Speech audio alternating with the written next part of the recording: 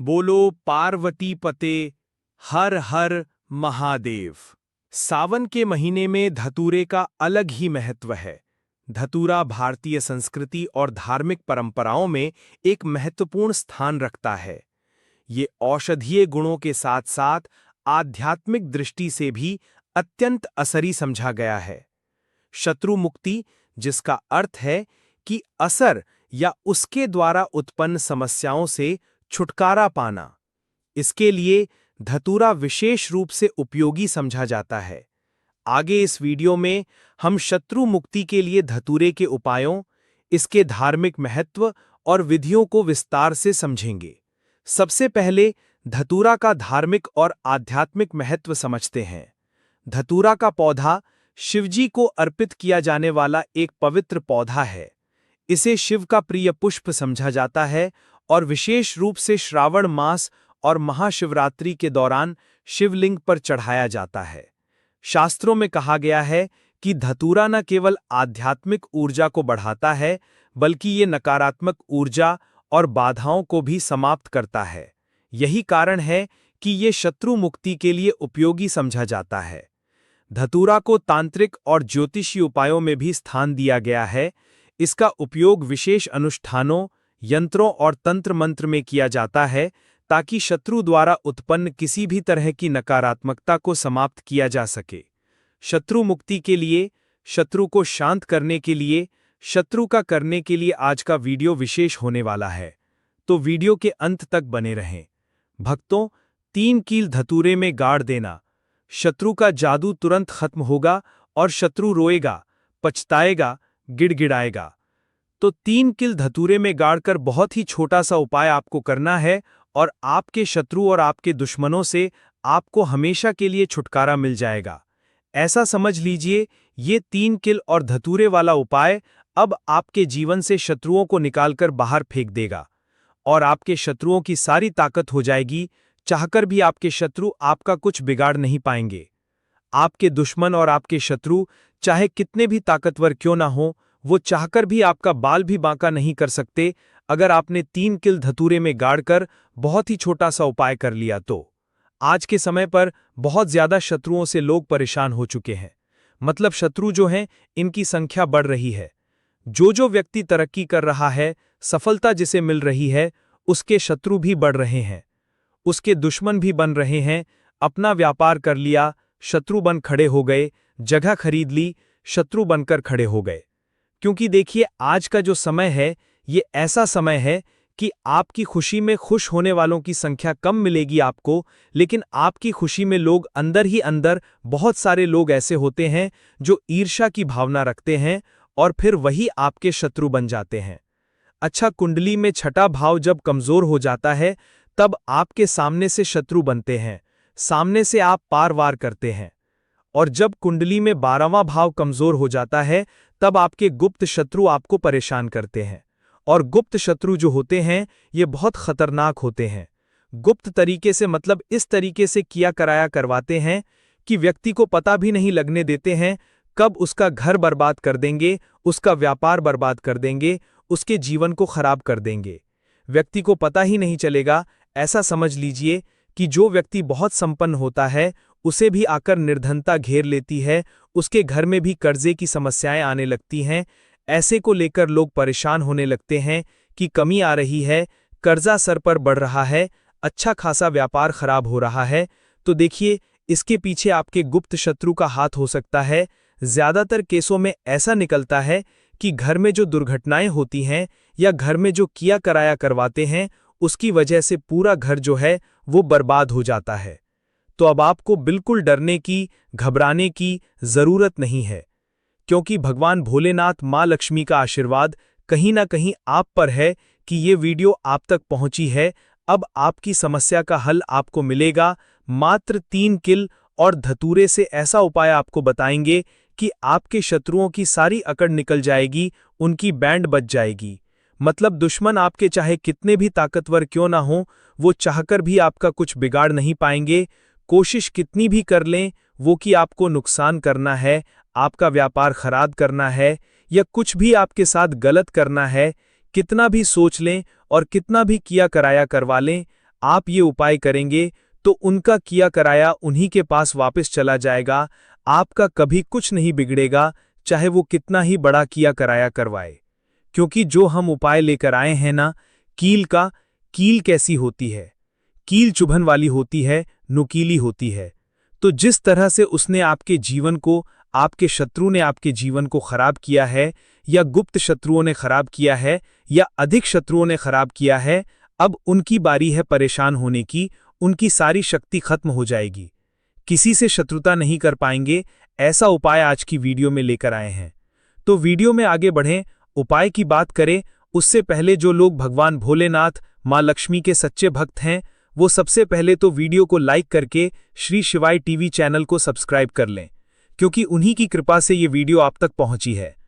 दूसरी चीज कि कमेंट सेक्शन में जयकारा जरूर लगा दें, पूरी सच्ची श्रद्धा से जय भगवान भोलेनाथ मां लक्ष्मी लिख दें, जिससे भगवान भोलेनाथ मां लक्ष्मी जल्दी से जल्दी आपकी मनोकामना को पूरा कर दें और आपके सारे कष्टों को हर लें। तो चलिए अब बात कर लेते हैं उपाय की। तो उपाय किस दिन करना है, किस समय करना है, और किस तरह से 3 किल धतूरे में क्या कहकर क्या बोलकर आप कील गाड़ना है। सबसे पहले आपको बता दें, स्त्री हो या पुरुष, कोई भी इस उपाय को कर सकता है। किस दिन करना है? किसी भी दिन आप इस उपाय को कर सकते हैं, ठीक है। अब देखिए, उपाय को करने के लिए आपको सबसे पहले 3 कील लेनी है। एजुकेशन है कील, कितनी बड़ी लेंगे? इतनी बड़ी लेंगे कि जो धतूरा है उसके आर पार कील हो जाए। थोड़ी लंबी सी कील आपको लेनी है, बहुत छोटी कील नहीं लेनी है, ठीक है। तो कितनी कील लेनी है? 3 कील आपको लेनी है। पुरानी कील इसमें नहीं लेनी है, नई कील लेनी है, ठीक है। आपके पास घर में रखी हुई है नई कील है, जिन्हें आपने उपाय में नहीं लिया है, कभी इस्तेमाल नहीं किया है, वो कील भी आप ले सकते हैं। और अगर आपके घर पे नहीं है तो आप बाजार से लेकर आए, लेकिन शनिवार के दिन लोहा नहीं खरीदा जाता है, बस शनिवार के दिन इसे नहीं खरीदना है। तो 3 कील आप लेकर आए। साथ ही साथ आपको लेना है 1 धतूरा, एकदम बढ़िया सा धतूरा होना चाहिए, ऐसा ना हो कि कटा फटा हो, ठीक है। एकदम बढ़िया सा धतूरा और 3 कील आपको लेनी है। एक लेना है आपको छोटा सा काले रंग का कपड़ा। कितना बड़ा कपड़ा लेंगे जिसमें ये धतूरा और कील दोनों चीजें आ जाएं, इतना बड़ा काले रंग का आपको कपड़ा लेना है। कपड़ा गोल भी ले सकते हैं, चौकोर भी ले सकते हैं, कैसे भी कपड़ा ले लीजिए, बस धतूरा उसके अंदर अच्छे से आ जाए, इतना बड़ा कपड़ा आपको लेना है।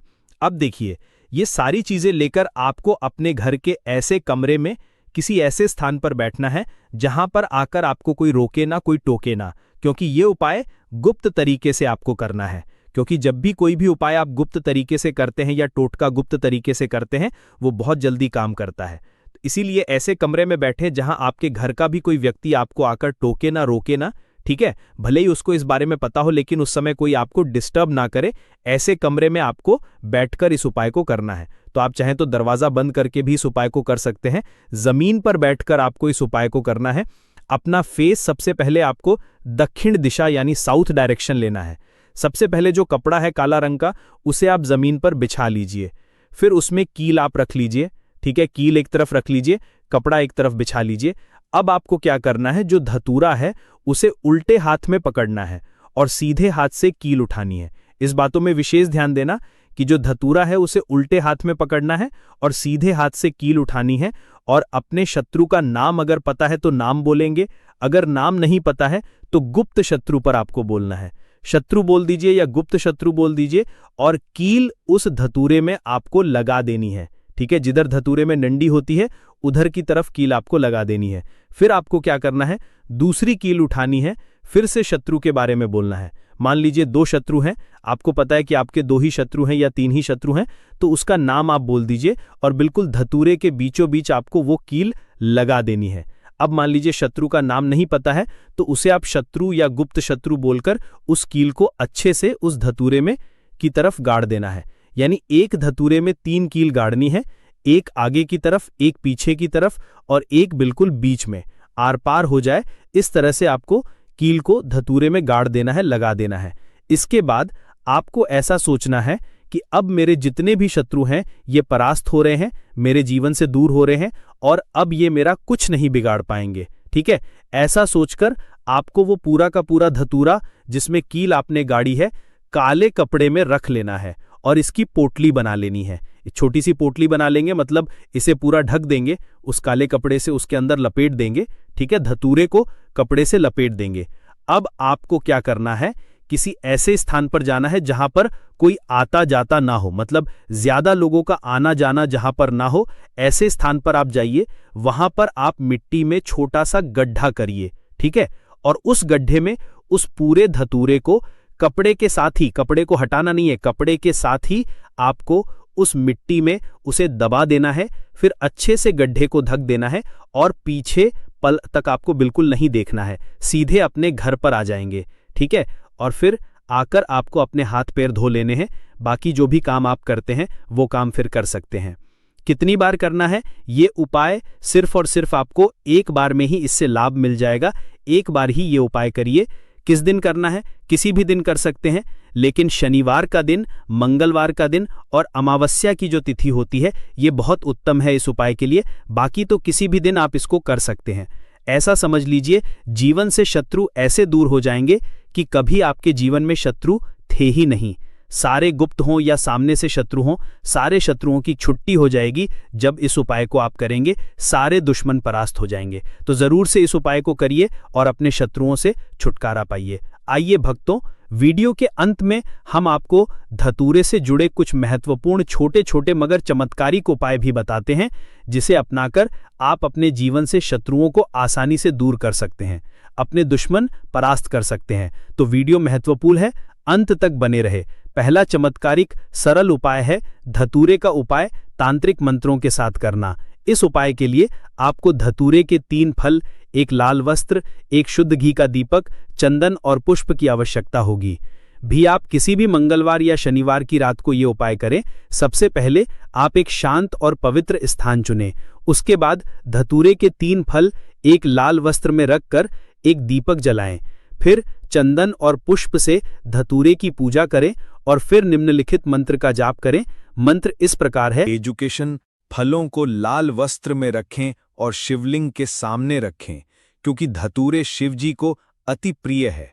उसके बाद मंत्र ओम नमः शिवाय, इस मंत्र का 108 बार जाप करें। इसके बाद इन फलों को बहते हुए जल में प्रवाहित कर दें। किसी नदी या नहर या तालाब में प्रवाहित करें। ये उपाय शत्रु से रक्षा करता है और उनकी नकारात्मक ऊर्जा को दूर करता है। दूसरा चमत्कारिक सरल उपाय है धतूरे का हवन करना। इस उपाय के लिए आप सबसे पहले धतूरे के पत्ते और फल ले लें, थोड़ा गुलधूप ले लें, एक कपूर और गाय का घी रख लें। फिर आप एक हवन स्थापना करें। फिर आप हवन कुंड में इन सभी को धतूरे के पत्तों और फलों को गूगल और कपूर के साथ जलाएं। फिर आप मंत्र ओम हरि हरोहर, इस मंत्र का उच्चारण करते हुए हवन सामग्री अर्पित करें। ये हवन शत्रुओं की बुरी दृष्टि और असर को समाप्त करता है। तीसरा चमत्कारिक सरल उपाय है धतूरे का यंत्र बनाना। सबसे पहले आप एक भोजपत्र ले लें, एक धतूरे के बीज ले लें, चंदन और लाल स्याही रख लें। फिर आप एक भोजपत्र पर शत्रुनाशक यंत्र बनाएं। फिर आप इसे धतूरे के बीजों साथ लाल वस्त्र में बांधें। फिर आप इसे अपने घर या कार्यस्थल पर रखें। ये उपाय शत्रुओं के असर को निष्क्रिय करता है और आपको सुरक्षा प्रदान करता है। चौथा सबसे महत्वपूर्ण और चमत्कारिक सरल उपाय है धतूरे का शिवलिंग पर अभिषेक। सबसे पहले आप धतूरे के पत्ते और फल, गाय का दूध और शुद्ध जल रख लें। उसके बाद आप सोमवार को प्रातःकाल स्नान करके शिव मंदिर जाएं। फिर आप शिवलिंग पर पहले शुद्ध जल और दूध अर्पित करें और इसके बाद धतूरे के पत्ते और फल चढ़ाकर फिर आप इस मंत्र का जाप करें। ये उपाय शत्रुओं के असर को कम करता है और आपके जीवन में शांति लाता है। पांचवा चमत्कार एक सरल उपाय है धतूरे का तावीज़। सबसे पहले आप कुछ धतूरे के बीज और लाल धागा अपने पास रख लें। फिर आप धतूरे के बीजों को लाल धागे में पिरोकर तावीज़ बनाएं। फिर आप इसे अपने दाहिने हाथ या गले में पहनें। ये तावीज़ नकारात्मक ऊर्जा से बचाता है और शत्रुओं के क्वसर को निष्क्रिय करता है। भक्तों, इन सभी उपाय को करते समय उपाय से जुड़ी हुई कुछ विशेष सावधानियां भी हैं जिसे जानना जरूरी है। जैसे पवित्रता का ध्यान रखें। धतूरे के उपाय करते समय मन और शरीर की पवित्रता का ध्यान रखना चाहिए। स्नान करके शुद्ध वस्त्र पहनें और शांत चित्त मन से उपाय करें। अगला है सही दिन और समय का चयन करें। धतूरे के उपाय मंगलवार, शनिवार या अमावस्या की रात को अधिक असली माने जाते हैं। उपाय का समय जिस समय आप करना चाहते हैं कर सकते हैं। अगला है मंत्रों का सही उपाय करते समय मंत्रों का सही उच्चारण करें, अन्यथा इसका असर कम हो सकता है। अगला है धतूरे का सुरक्षित उपयोग।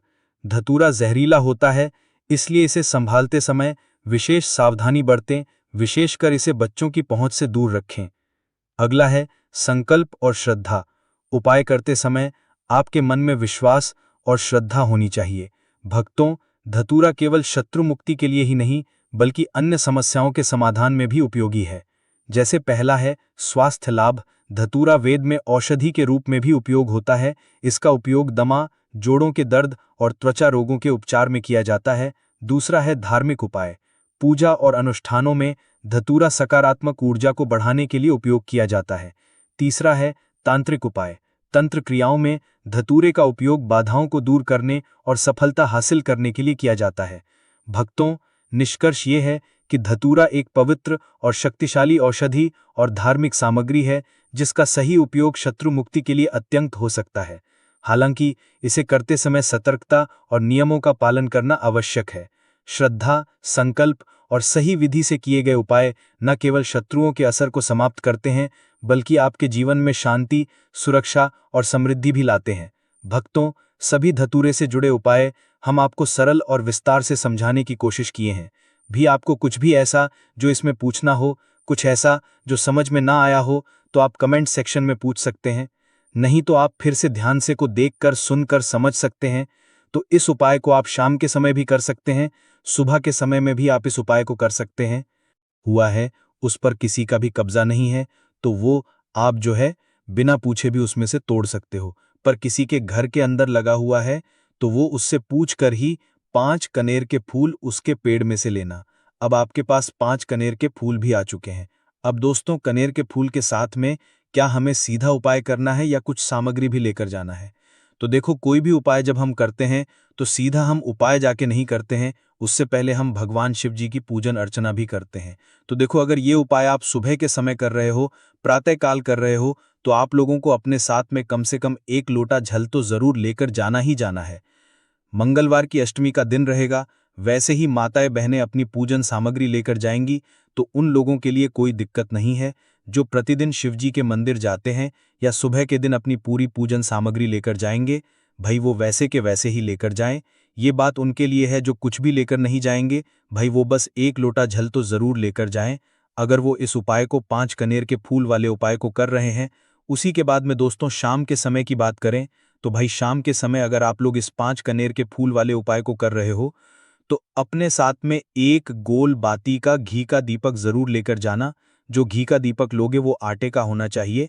आटे का होने के साथ में उसके अंदर गोल बाती रखाएगी। वो गोल बाती आप अपने हाथों से बनाओगे, ज्यादा बेहतर होगा। साथ ही में उस दीपक के अंदर जो चीज डलेगी वो डलेगी शुद्ध देसी गाय का घी, है ना।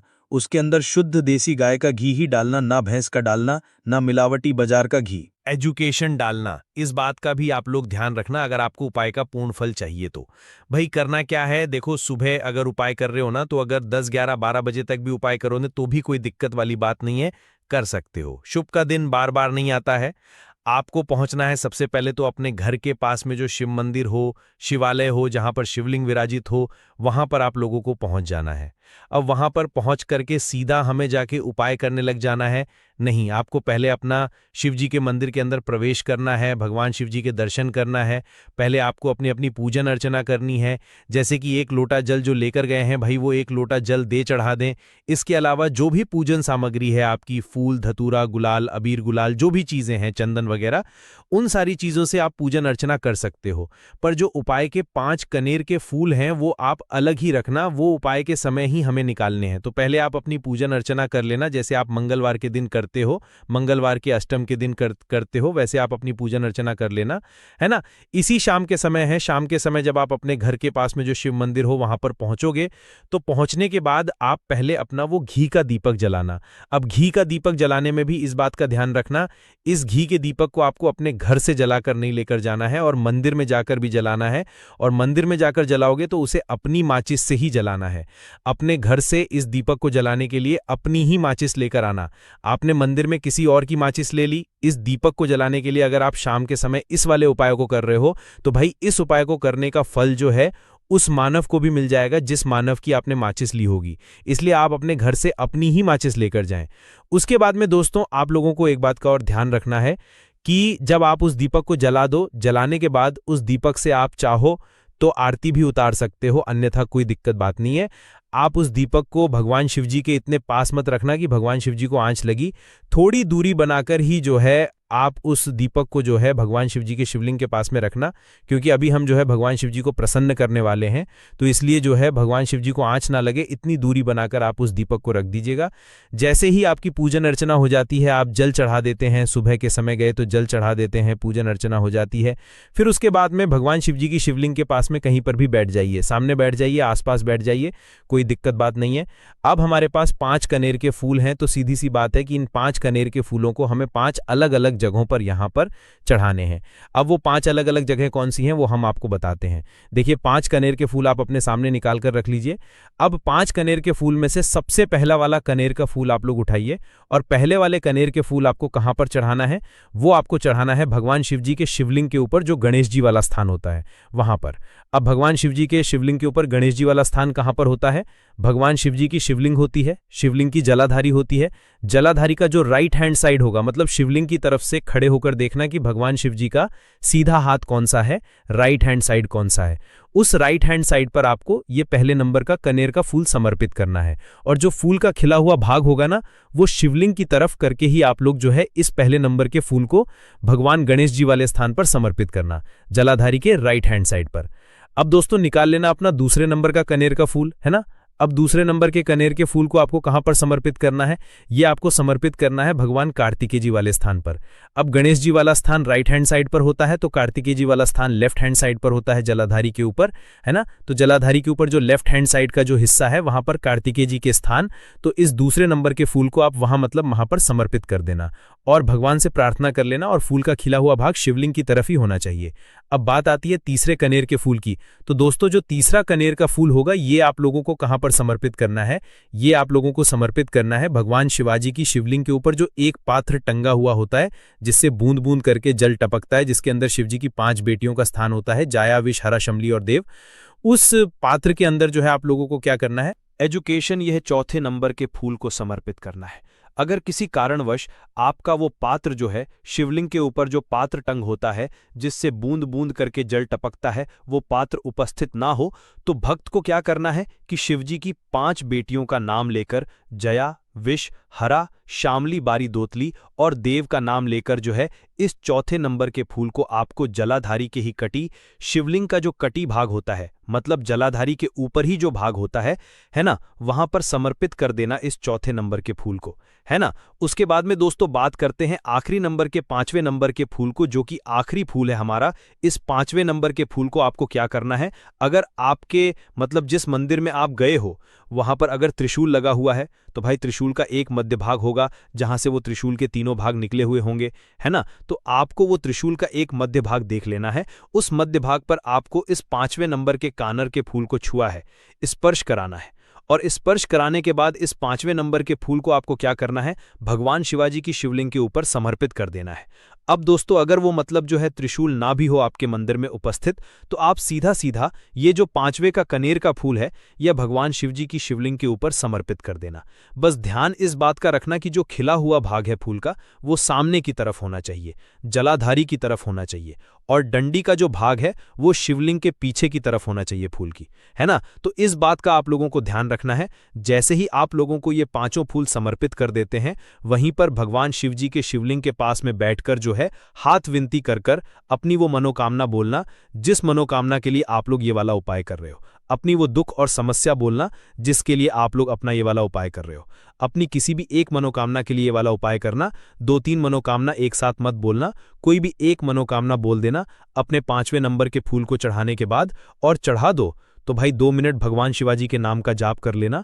उसके साथ में दोस्तों आपका ये यहाँ पर पूर्ण हो जाता है, और आप अब भगवान शिवजी के दर्शन करके उनको धोख देकर अपने घर पर वापस जा सकते हो। इसी के साथ में दोस्तों इस उपाय को करने से आपको बहुत ही बड़ा दोस्तों नींबू के उपाय आज से नहीं बल्कि हजारों साल से पहले से इस्तेमाल किए जा रहे हैं। जो उपाय आज हम आपको बताने जा रहे हैं नींबू का इस्तेमाल करके, उससे आप अपनी हर समस्या का समाधान पा सकते हैं। अगर आप ज्योतिष शास्त्र, वास्तुशास्त्र की किताबों में जाते हैं और अध्ययन करते हैं तो नींबू के ऊपर पूरे 11 अध्याय आपको मिल जाएंगे, जिसका मतलब यह है कि नौकरी पाने के लिए नींबू का इस्तेमाल कैसे आप कर सकते हैं, अपने व्यापार को दौड़ाने के लिए कैसे नींबू का इस्तेमाल करना चाहिए, एवं अगर आपका शत्रु आपका विनाश करना चाहता है तो नींबू के उपाय से कैसे आप उल्टा अपने शत्रु का विनाश कर सकते हैं। आपके घर पर नकारात्मक शक्तियां हैं, बुरी शक्तियों का वास है, इन सबको भगाने के लिए नींबू कैसे रामबाण दमा समझा जाता है, इन सब के बारे में आपको वास्तुशास्त्र और ज्योतिष शास्त्र की किताबों में मिल जाएगा। दोस्तों, अगर आपका भाग्य सो चुका है, आपके घर पर ऐसी शक्तियां आ गई हैं जिसकी वजह से आपके घर में लड़ाई होती रहती है, पति पने में बनती है, तो दोस्तों आज के जो उपाय हम आपको बताने जा रहे हैं वो आपकी सारी समस्याओं का समाधान कर देंगे। स्वास्थ्य की दृष्टि से नींबू बहुत ज्यादा लाभदायक होता है। साइंस की भाषा में अगर कहें तो नींबू में विटामिन सी बहुत ज्यादा होता है। एसिडिटी आपको प्रॉब्लम है, पेट खराब रहता है, तो नींबू उसमें रामबाण की तरह काम करता है दोस्त। और नींबू के अंदर इतनी ताकत होती है कि वो एक से एक बड़ी समस्याओं को चुटकी में खत्म कर सकता है, कई बाधाओं को एकदम हमेशा के लिए पास से हटा सकता है। इसलिए अगर आप भी चाहते हैं कि आपके ऊपर माता लक्ष्मी का आशीर्वाद हो, भगवान भोलेनाथ आपको आशीर्वाद दें, तो ये वीडियो बिना भगाए अंत तक देखिएगा, क्योंकि इस वीडियो में आज आपको पता चलेगा कैसे नींबू के 10 उपाय करके आप अपने जीवन की हर परेशानी को खत्म कर सकते हैं। आपको हम एक एक उपाय के बारे में अब बताने जा रहे हैं, इसलिए बहुत गंभीरता से वीडियो को देखिएगा।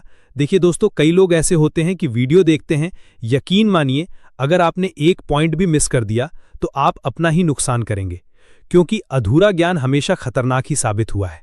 इसलिए वीडियो को अंत तक जरूर देखिएगा। दोस्तों, सबसे पहले तो आप लोग कमेंट बॉक्स में आकर हर हर महादेव लिख दें, क्योंकि अगर भगवान भोलेनाथ ने किसी को आशीर्वाद दे दिया तो उसका काल भी कुछ नहीं बिगाड़ सकता। और वीडियो लाइक करके तुरंत श्री शिवाय टीवी चैनल को सब्सक्राइब कर दें। दोस्तों, हर हर महादेव कमेंट बॉक्स में लिखना मत भूलिएगा। तो सबसे पहले आखिर कौन से वो 10 उपाय हैं जिसके लिए हमने ये बनाया है, तो बहुत ही ध्यान से सुनिएगा। तो पहला उपाय है बुरी नज़र से बचने के लिए। अच्छा, आप लोगों ने अक्सर देखा होगा ट्रक जब चलता, गाड़ियां जब चलती हैं, या छोटी दुकानें होती हैं या फिर बड़ी दुकानें होती हैं, उसमें नींबू और मिर्च टंगा हुआ होता है।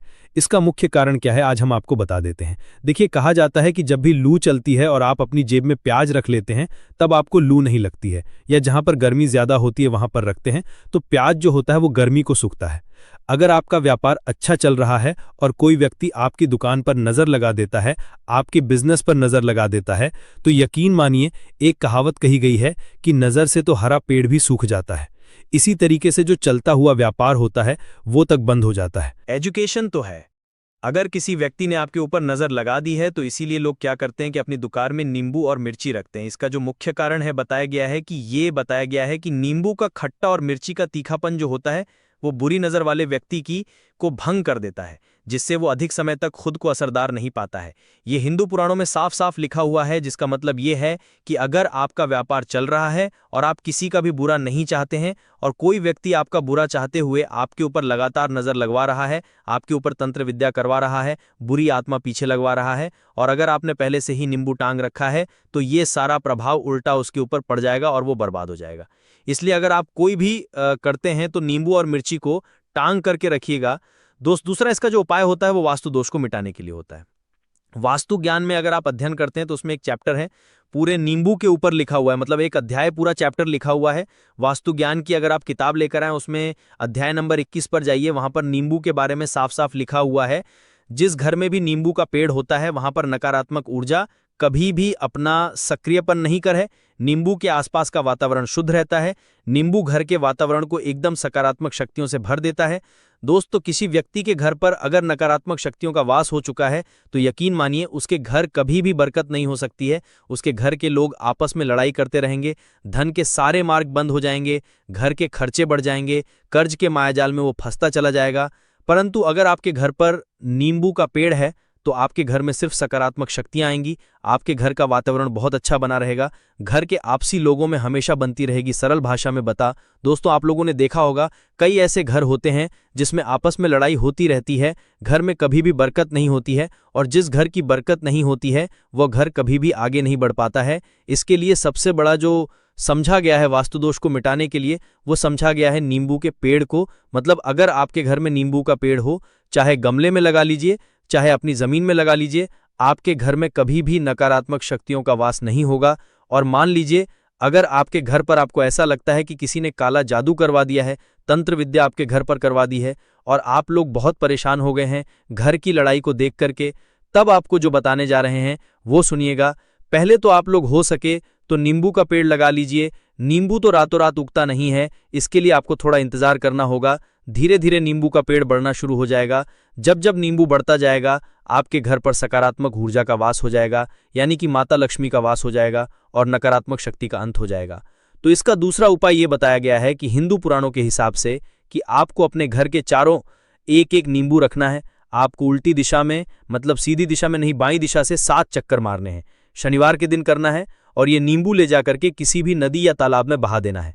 ये 4 नींबू अगर आप नदी और तालाब में बहा दिए, आपके घर में जो भी गलत प्रभाव था, बुरी नजर थी, तंत्र विद्या किसी ने करवा रखी थी, बुरी आत्मा थी, नकारात्मक शक्तियों का वास था, वो सब कुछ खत्म हो जाएगा। उन्हीं नींबू के साथ वो चला जाएगा।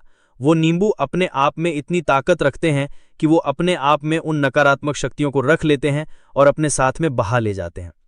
इसलिए कोशिश कीजिए तालाब या बहती नदी में ही बहाइएगा।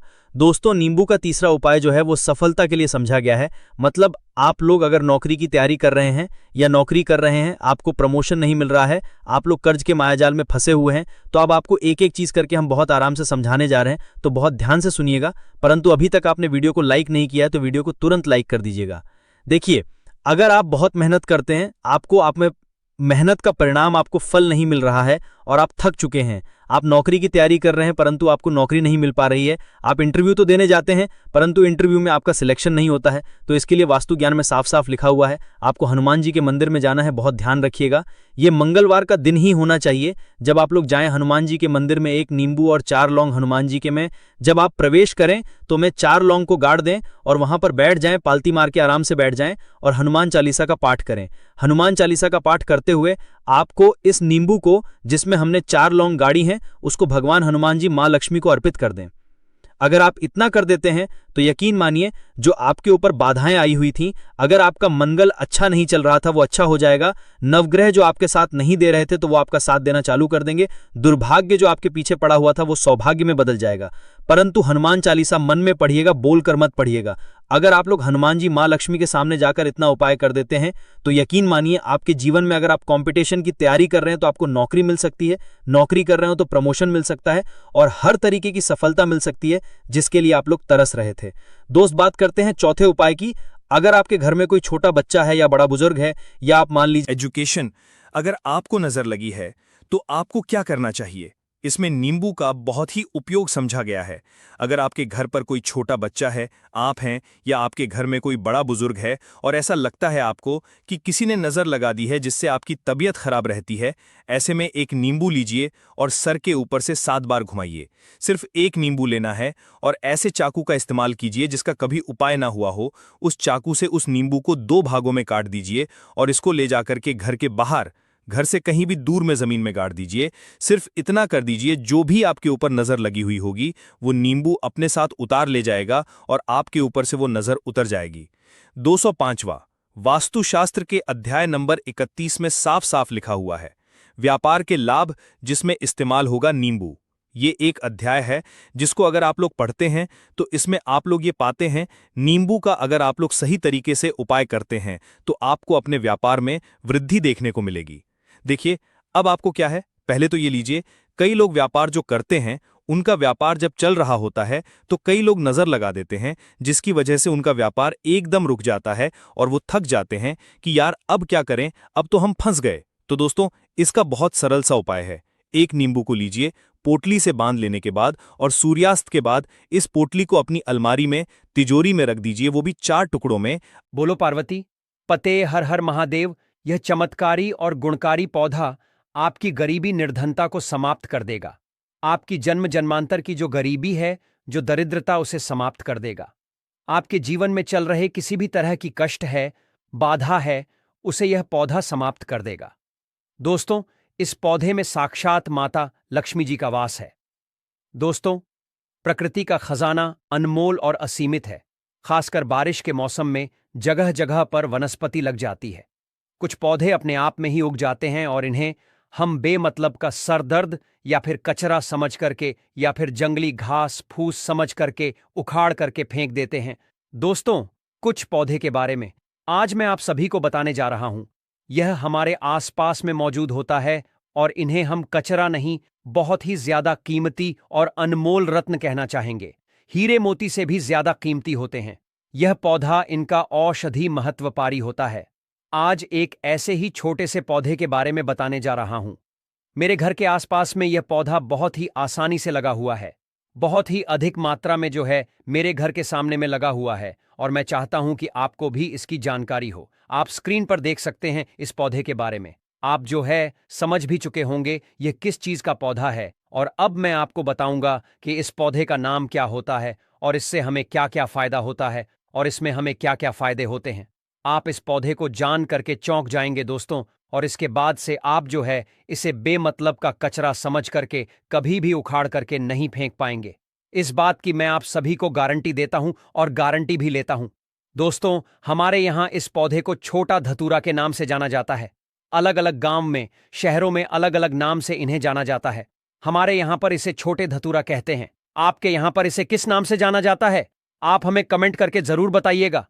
दोस्तों, कई लोग तो इसे गोखरू भी कहते हैं। कई जगह पर इसे खाखरा भी कहा जाता है। कहीं शंखा होली और कहीं काठ बोलते हैं। कई जगह पर इसे कांटा गोली भी कहते हैं और अंग्रेजी में इसे काकलवर भी कहा जाता है। गांव में अक्सर सभी बच्चे ने यही काकलवर से एक दूसरे को मार करके अपना मन को प्रसन्न किया होगा। मैं भी बचपन में अपने दोस्तों के कपड़े में इसे चिपकाया करता था। इन्हीं को देख करके हम अपने बचपन से जवान हुए हैं। इसे ज्यादातर गांव, खेत, खलिहान में पाया जाता है।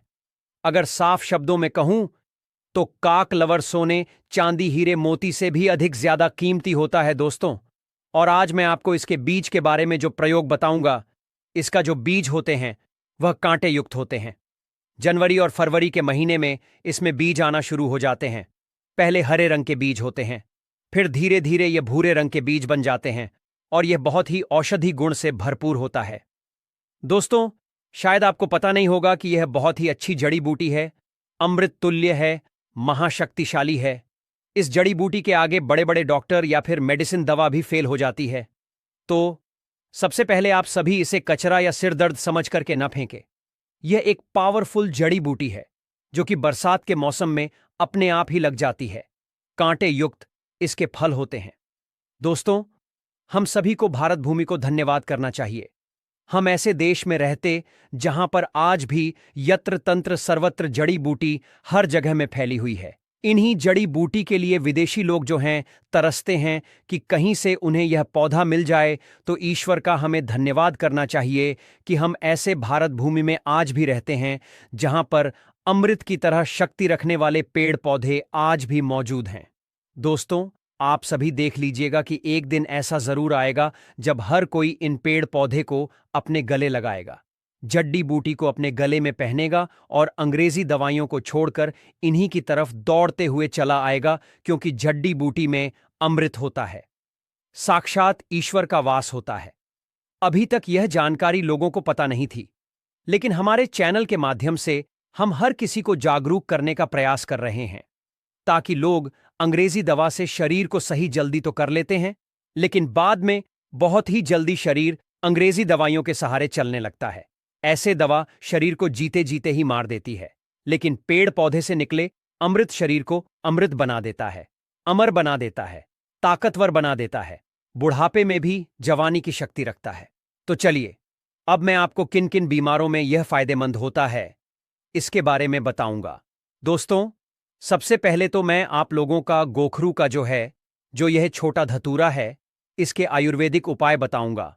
उसके बाद फिर मैं आप लोगों को इसके तांत्रिक और चमत्कारिक उपाय बताऊंगा। तो वीडियो को शुरू से लेकर के लास्ट तक जरूर देखना दोस्तों। वीडियो में आगे बढ़ने से पहले अगर आपने चैनल श्री शिवाय टीवी को अभी तक सब्सक्राइब नहीं किया है, चैनल को सब्सक्राइब जरूर करें और सच्चे दिल से कमेंट बॉक्स में लिखें माता पार्वती जय भोलेनाथ महादेव। दोस्तों, मेरा चैनल बनाने का एक ही मकसद है, सबका भला हो, सबका कल्याण हो। अगर मेरे वीडियो को देखकर किसी एक का भी भला होता है तो मैं अपने आप को कृतार्थ समझता हूं, सौभाग्यशाली समझता हूं। इसीलिए दोस्तों, आप सभी से हाथ जोड़कर निवेदन है, हाथ जोड़कर